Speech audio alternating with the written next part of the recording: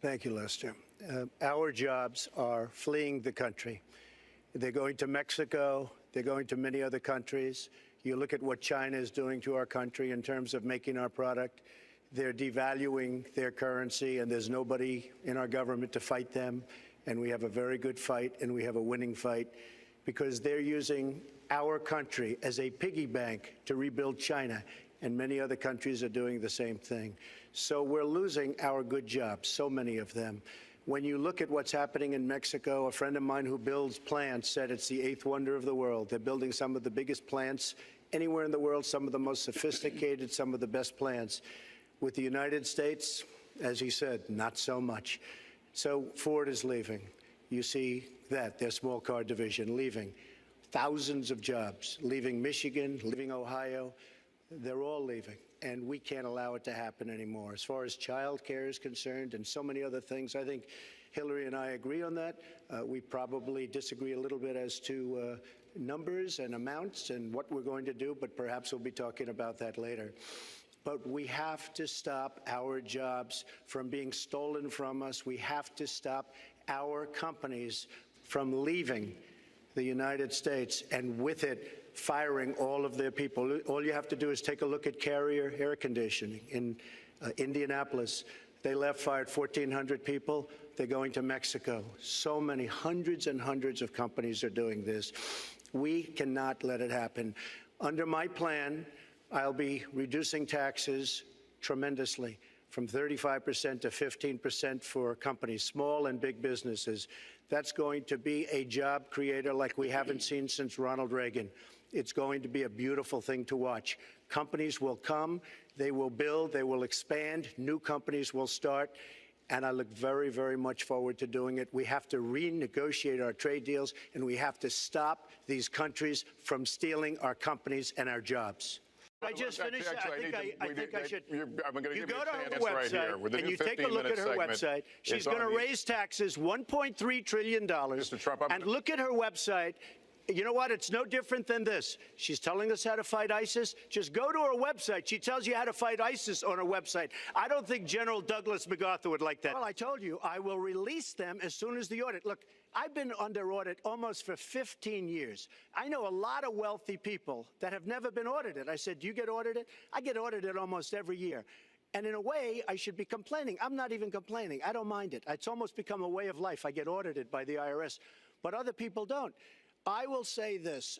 We have a situation in this country that has to be taken care of. I will release my tax returns against my lawyer's wishes when she releases her 33,000 emails that have been deleted. As soon as she releases them, I will release my tax returns, and that's against my lawyers. They say don't do it. I will tell you this. No, in fact, watching shows, reading the papers, almost every lawyer says you don't release your returns until the audit's complete. When the audit's complete, I'll do it. But I would go against them if she releases her emails. So it's to raise the issue of your emails. Do you want to respond to that? I do. You know, I made a mistake using a private email. That's for sure. And if I had to do it over again, I would obviously do it differently. But I'm not going to make any excuses. It was a mistake, and I take responsibility for that. Mr. Trump?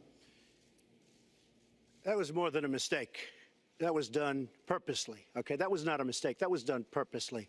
When you have your staff taking the Fifth Amendment, taking the Fifth, so they're not prosecuted. When you have the man that set up the illegal server taking the Fifth, I think it's disgraceful. And believe me, this country thinks it's disgraceful. It really thinks it's disgraceful also. As far as my tax returns, you don't learn that much from tax returns, that I can tell you. You learn a lot from financial disclosure, and you should go down and take a look at that. The other thing, I'm extremely underleveraged. The report that said 650, which, by the way, a lot of friends of mine that know my business said, boy, that's really not a lot of money. It's not a lot of money relative to what I had. The buildings that were in question, they said in the same report, which was actually wasn't even a bad story, to be honest with you, but the buildings are worth $3.9 billion. And the 650 isn't even on that, but it's not 650. It's much less than that.